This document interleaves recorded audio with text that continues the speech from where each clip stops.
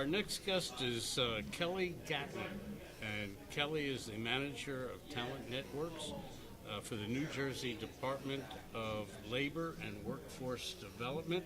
And there's a couple other names here: Workforce Operations and Business Services. Mm-hmm. It's a good thing that you don't play football because you'd have to put all that across the back of your shirt. Kerri, thank you for sitting with us for a few minutes and talking about how your organization interacts with the NJIT type companies and what the function is and so on. You have the floor. I have the floor. Okay. First of all, my name is Kerri. I want to make sure I get the right check. I did say Kerri Gatling. But no, thank you for having me. We are excited to be here today because it's an opportunity to share with people in New Jersey that manufacturing is not dead and that it's very much alive.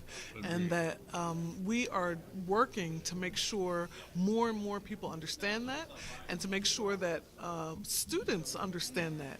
And when you talk about students, you also have to talk about parents. And particularly, definitely, because they're not aware. And they're stuck, many are stuck with the idea that, you know, you have to go to a while we sit here at NJIT, and there's nothing wrong with 4-year degrees, that's not always the best pathway for a young person, that they could, you know, choose a different pathway. And manufacturing, so let me share a little bit about what the Department of Labor has done. We are funding several talent networks, that we call them, and these are the 7 industries in the state that are the economic engine for the state.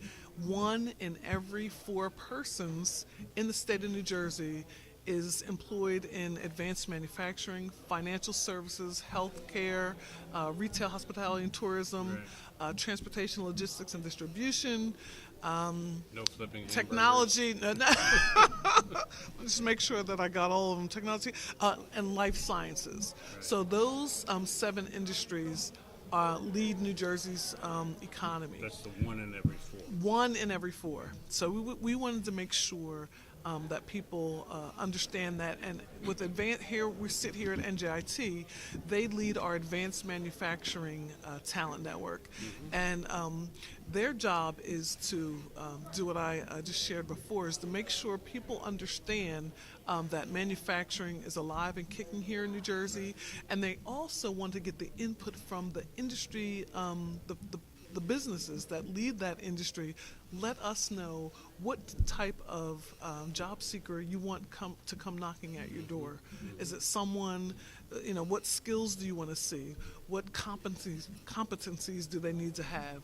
What credentials do they need to have? So that's where the Talent Network is assisting. One of the things that Tim Grady and myself have found over the last 3 years, and manufacturing has changed actually in the last 3 years, is that it's not dark, dirty, and dangerous anymore. Yes. It's not your grandfather's manufacturing anymore. Exactly. You know, all those buzzwords and buzz phrases. What we find is that the parents are into the idea that my child has to go to college. Yeah, exactly. And they may be more of a hands-on type than a brains-on type. Mm-hmm. And not that there's anything What's wrong that, with brains on type? I like that. Okay. I don't know if I can say it twice. Okay, I like that. All right. We brought people here to Manufacturing Day a year ago and 2 years ago, and it was really amazing to see the students who are understanding that, you know, I don't really want to go to college, you know, but my mother and father want me to go, and you know, and so I heard their stories, and these kids were brilliant. One student, I finally said to him, "You just talk because I can't ask you questions because I don't know what you're talking about." But somebody out there must know. And he was just a brilliant kid, and we're finding more and more of them. Mm-hmm. I actually brought my godson, and he changed from where he wanted to go to look at manufacturing as a career path. Wonderful. So the message has to get out, and I guess, you know, I know we're getting the message out. Mm-hmm. What is your organization doing to actually get that message Get out? the message out. Well, a great And question. how can we help you do that? Oh, well, one of the things we're doing right now. Yeah. One of the things we're doing right now. But in addition to that, through the talent networks, they are going to actual manufacturers and getting input from them.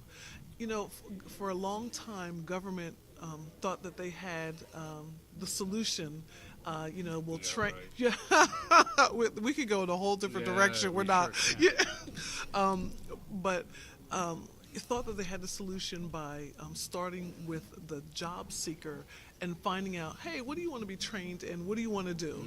And then hope that they get a job.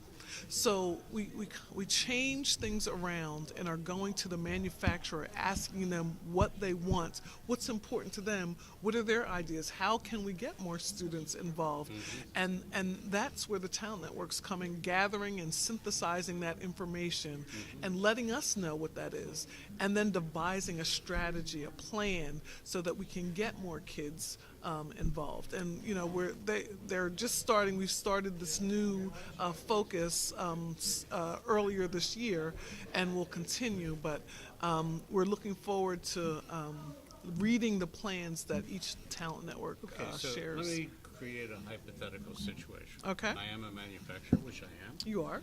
and you come to my office, and I need some trained people, skilled people, and What happens? What happens? What happens? Okay. Well, number one, the talent networks. Now, the Department of Labor has a plethora of opportunities for manufacturers with our skills partnership grants, our opportunity partnership grants. But the talent networks are looking more at the pipeline, the long term, the pathways, so that there are no lulls and that you continuously get the talent that you need to run your business. So we're more of the long-term folks.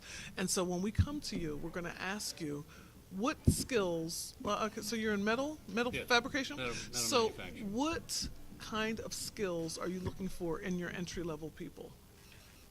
Well, we ourselves, we have 2 or 3 different types. One is administration and project management, and then the actual manufacturing, which is really quite skilled. And in the forging industry, which we only have 600 manufacturers in North America, is a very Wow. limited work pool, and it's almost hard to steal people. Exactly. So you we can't do that. Right. So we want to make sure that you have that pipeline of students that you know that Larry that turns 65 can retire and confidently know that you have someone that's waiting in the wings that would be able to replace him and do his job. What we hear some companies doing around the country, where when a worker, a retiring worker, goes to the boss and says, "Well, look, I'm looking to retire in 6 months or a year, so I'm just letting you know." A lot of companies are now saying, "Wait a minute, I got a deal for you. We're going to give you a bonus. Stay on an extra 6 months. Stay on an extra year. We'll give you $5,000, $10,000, and you will work with one other person, a trainee, and you will teach him your job." And this is working very successfully in the areas that we have seen this proposed. So you are basically doing an apprenticeship, an internship Absolutely. internally.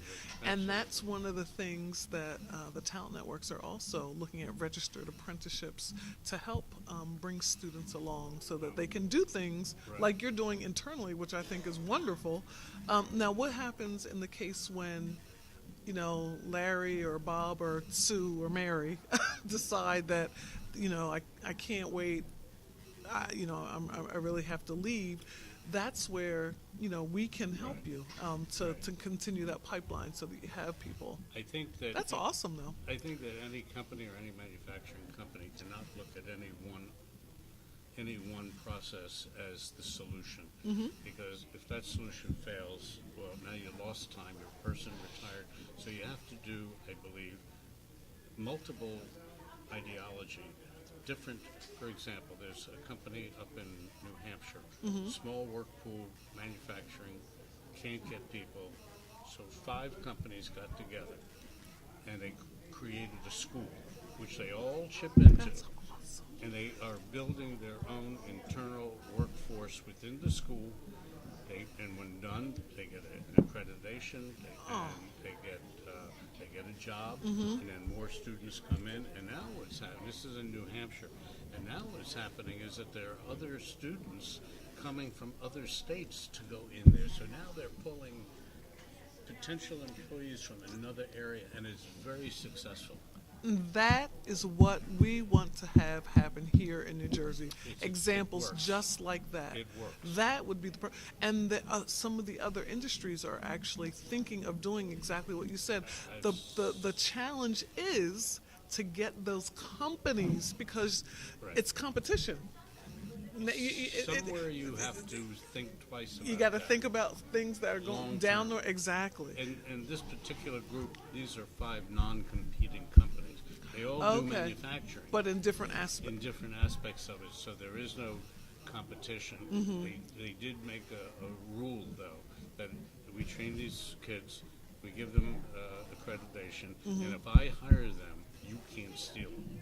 So that's the only one proviso. So they did take that into account, and again, it's working very That's successfully. awesome. And that is the exact thing that we'd like to do here. And I know that one of the town networks came up with the word cooperation. You're doing things cooperatively, but you are also in competition, but you're still doing things cooperatively. Right. So Right. your pipeline of students doesn't end, and that you can continue to operate your business successfully here in the state. What I'm really thrilled to see, is that the U.S. government really doesn't help our manufacturing sector, which represents 1/3 of our economy. They really don't do that. They're busy doing whatever they're doing. But what we have seen is that the states, New Jersey, and other states, are addressing the issue on a more localized basis. I don't think that we're ever going to see like the work programs of the Depression era, where the government got involved. We need women. So they hired 5 million women to run the manufacturing companies because the They were off soldiers to went war, off to right. war. I don't think we're ever going to see that again. I think that the thinking worked then. I don't think it's going to work Right. now. But at the state level, and we've seen many states that are involved in many different aspects of what you're doing, and I think it's terrific. So, well, now I'm going to turn the tables here, gonna ask me Mr. Weiss. Yes, I'm gonna going ask me to ask you questions.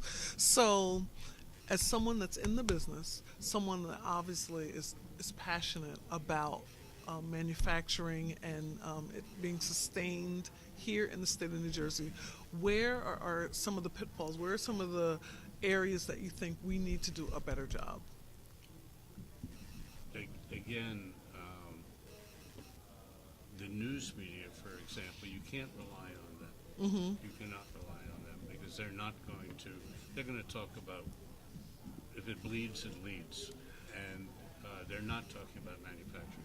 When they were running the political campaign this past Can we not months, talk? Can we well, not? the only point that I bring it up, and I don't want to bring it up, the only thing that I can bring up is that Hillary Clinton was the first one to use the word manufacturing on the 14th campaign event. They none of them used the word, none of them talked about manufacturing. None of them. She finally brought it up the 14th event out of 19 or 20. Wow. So even the politicians really aren't getting it out there. We don't really expect them to. Well, let me do my disclaimer. I cannot, No, as a state employee, I have no comment on that. But what I can comment I was on talking and mainly agree with, federal. I gotcha. But what I do agree wholeheartedly is that the state is putting its money, where its mouth is, and we are definitely trying to make sure that manufacturing is maintained here in the state. And one of the areas, just listening to the different manufacturers, is getting students at an earlier age and helping them to understand that, hey, do you know that you can make a great living working in manufacturing? It's not wearing the old overalls and coming home with a dirty face and get being job that satisfaction. you can do well and provide for yourself and your family and have a great life. So we just have to get that message out. And doing this manufacturing radio is definitely helping. Thank you very Yeah. much. And if we could be of any help or service to you and your group, let us know. You have my card. I'd be thrilled to do it. Wonderful. Thank you very much, for sir. the time. All Thank right. you. Appreciate Bye. it.